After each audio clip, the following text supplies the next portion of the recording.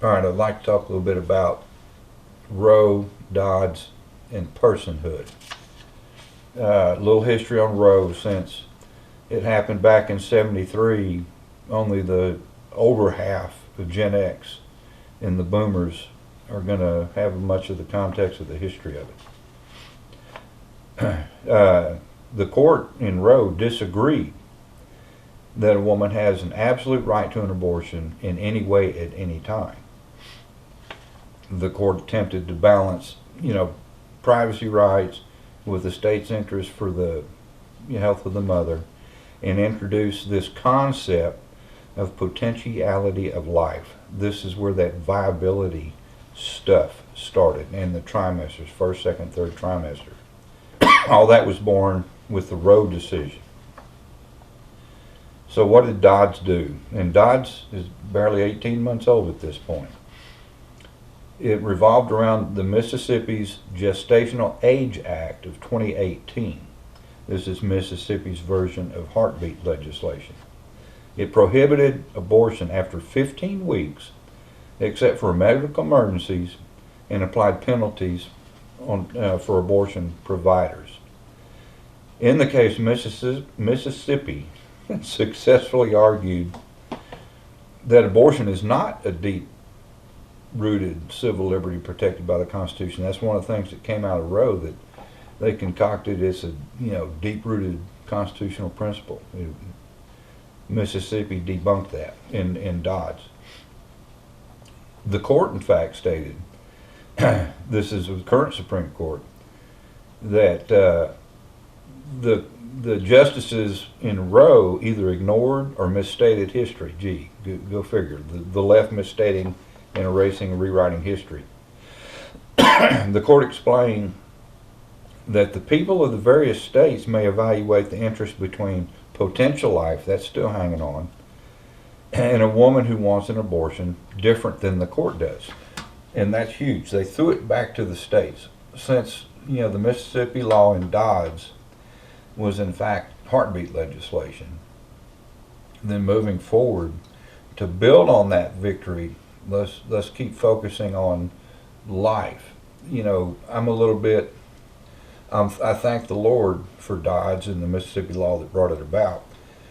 But moving forward, I'm a little bit anxious, I guess, about legislating kill-by dates. If you look at it from that perspective, the Mississippi law establishes by law a kill-by date. I would rather the argument center around life than a kill-by date. All right. The court also, explained that the people of the various states evaluate the interest between potential life, that's still hanging on, and a woman who wants abortion differently from the Supreme Court. So they said, all right, states, you guys come up with some good ideas. I mean, this is Mike seeing it, how I see it. The court tells the states, you guys come up with some good ideas. This Mississippi law is a valid law, and their arguments are constitutionally sound.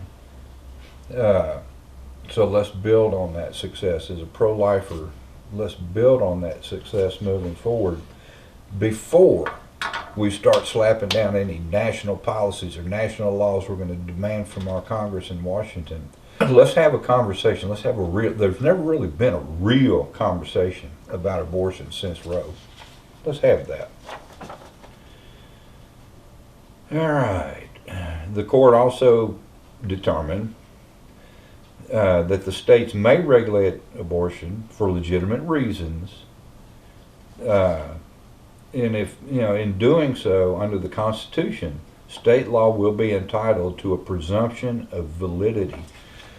So it's up to us pro-lifers not to overreact, because if we try to beat a dead horse, it may come back and we lose ground instead of gain ground. Let's move forward wisely, I guess is what I'm trying to say. All right. More on the national conversation. Keep death off the table. Even when you talk about the exceptions, you know, the exceptions roll off our tongue just, you know, rape, incest, the life of mother. Blah, boy, that was easy. But we're talking about death in each of those exceptions. Okay, so how about let's do this as a strategy. Let's keep death off the table. The left is going to put death on the table. You know, life of the mother. Actually, nature put death on the table. And there are legitimate conditions that endanger a mother's life should a pregnancy progress. But let's not just say, yep. Let's talk about consequences. If a doctor, an unscrupulous doctor, gives a false diagnosis so a woman can have an abortion just because she wants to, then that doctor should face serious consequences. Instead of just giving them an inch, which we've known from history, they're going to take a mile. Let's try that. Rape, you're damn right. Rape is one of the most vicious crimes, next to murder. Rape is the most vicious crime I believe that exists.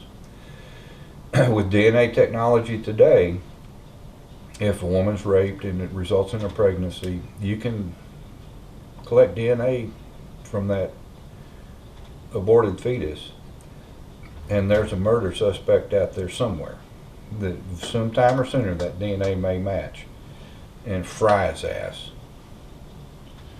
But those kinds of things, when we're moving forward with this issue, let's talk about life more than death. I guess is what I'm trying to express here.